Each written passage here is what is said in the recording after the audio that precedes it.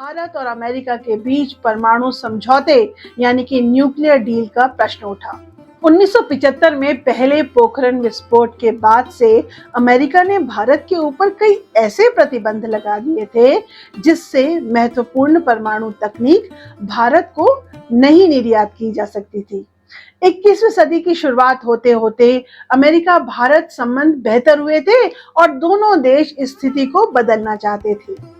मनमोहन सिंह भी जानते थे कि भारत को इस तकनीक की आवश्यकता है, खासकर भारत की ऊर्जा से जुड़ी जरूरतों के लिए यह तकनीक आवश्यक थी। उधर अमेरिकी राष्ट्रपति भी यही चाहते थे।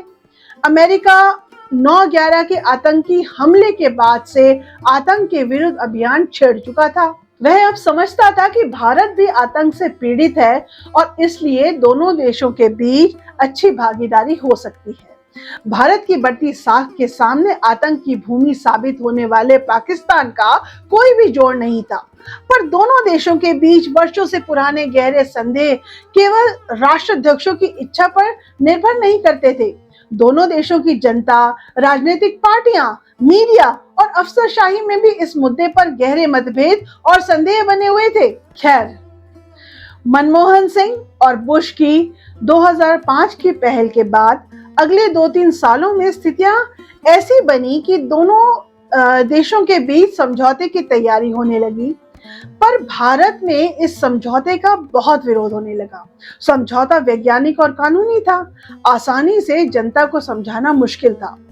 अमेरिका के कई सालों तक पाकिस्तान को समर्थन, 1971 में बांग्लादेश युद्ध के समय अपना नौसैनिक बेड़ा हिंद महासागर में भेज देना और कश्मीर पर खुलकर भारत का समर्थन ना करना भारत की स्मृति का हिस्सा था और इसी वजह से कुछ राजनीतिक पार्टियां इसको राजनीतिक दृष्टि से देख रही थी। खास तौर से वामपंथियों के लिए इसको पचा पाना मुश्किल हो रहा था और मनमोहन सिंह की सरकार तो वामपंथियों के समर्थन पर ही टिकी थी। मनमोहन सिंह को लगता था कि जैसे जैसे प्रक्रिया आगे बढ़ेगी वामपंथियों का समर्थन मिल जाएगा, पर ऐसा हुआ नहीं। वामपंथियों के साथ भाजपा भी इस समझौते के लिए उत्सुक नहीं लग रही थी।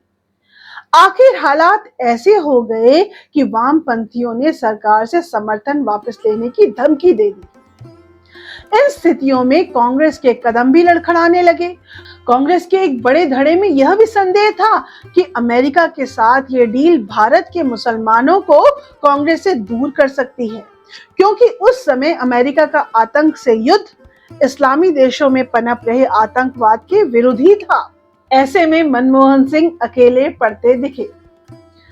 अब न सिर्फ समझौते के टूटने के आसार हो गए, परंतु परमाणु विज्ञान के क्षेत्र में भारत के लिए अति आवश्यक संभावनाएं भी फिर से बंद होती दिखी। इसके साथ एक ईमानदार प्रधानमंत्री की बेहद ईमानदार कोशिश के साथ उसकी साख पर भी गहरे साए मंडराने लगे।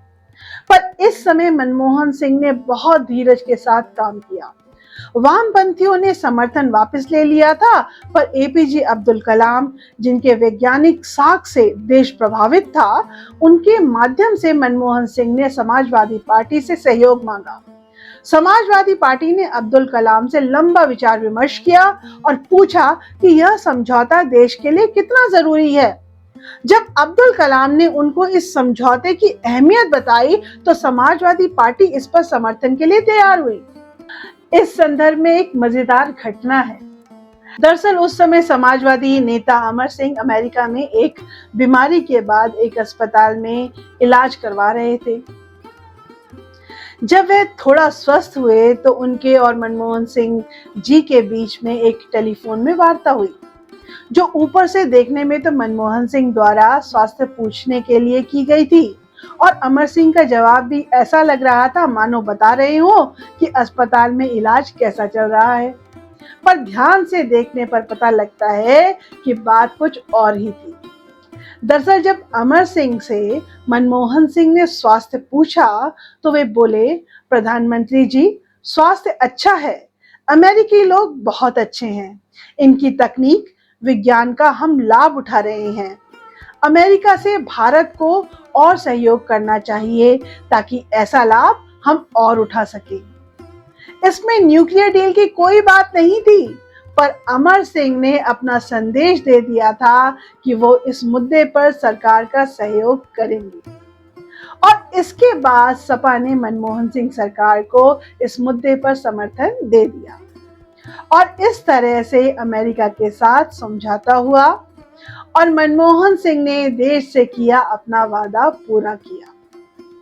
और इस घटना के बाद से मनमोहन सिंह की धाक राजनीतिक वर्गों में तो जमी ही, मीडिया ने भी जमकर उनकी तारीफ की। वामपंथियों के ब्लैकमेल के आगे ना झुककर अपनी गद्दी और सरकार को भी दांव पर लगाकर देश के हित में किए जा रहे समझौते पर आंच न आने देने की मनमोहन सिंह के इस प्रयास ने जनता को प्रभावित किया। एक चुप चुप से रहने वाले मनमोहन सिंह की खामोशी में एक शेर की गुर्राहट को लोगों ने महसूस किया और मीडिया ने शायद ठीक ही बड़ी बड़ी इबारतों में लिखा, सिंह इज किंग,